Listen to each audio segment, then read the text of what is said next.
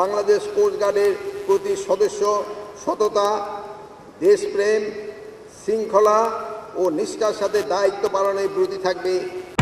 আপনারা অবগত আছেন যে কোস্টগার্ডের আধুনিকরণে সাম্প্রতিক আর্মার্ড এবং বুলেট প্রুফ সুবিধা সম্বলিত high speed boat, ground control station সহ সার্ভিলেন্স জোন ক্রয় প্রক্রিয়াধীন রয়েছে।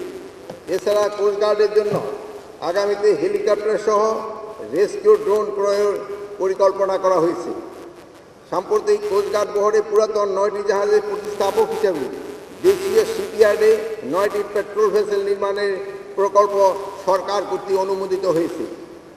এই আধুনিক জাহাজসমূহ বাংলাদেশ কোস্টগার্ড বহরে সংযুক্ত হলে এই বাহিনীর অপারেশনাল সক্ষমতা এবং অতীতের যে কোনো সময়ের তুলনায় বহুগুণ বৃদ্ধি পাবে বলে আমার বিশ্বাস। তাছাড়া কোস্টগার্ড সদস্যদের বাসস্থান সমস্যা দূরীকরণে মিরপুর জোয়ারাশাহ এলাকায় বাউনিয়াতে প্রায় 20 একর জমি অধিগ্রহণের কাজ চলমান রয়েছে। এদেশে স্থলভাগ সম্পদের সীমাবদ্ধতার কারণে বিশ্বের অন্যান্য দেশের ন্যায় আমাদের দৃষ্টিও এখন দেশের বিশাল সমুদ্র অঞ্চলের দিকে নিবন্ধিত।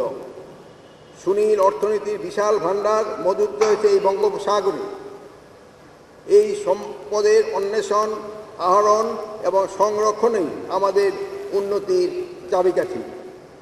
এই অপার সম্ভাবনাকে কাজে লাগিয়ে দেশের মানুষের ভাগ্যোন্নয়ন নিশ্চিত করতে হবে। দেশের সার্বভৌমত্ব, সমুদ্র ও জাতীয় নিরাপত্তা নিশ্চিতের মাধ্যমে উন্নত সমৃদ্ধ বাংলাদেশ গড়ায় প্রত্যয়ে বাংলাদেশ কোস্টগার্ডের প্রতি সদস্য সততা, দেশপ্রেম, শৃঙ্খলা ও নিষ্ঠার সাথে দায়িত্ব পালনে ব্রতী থাকবে এই কামনা করি।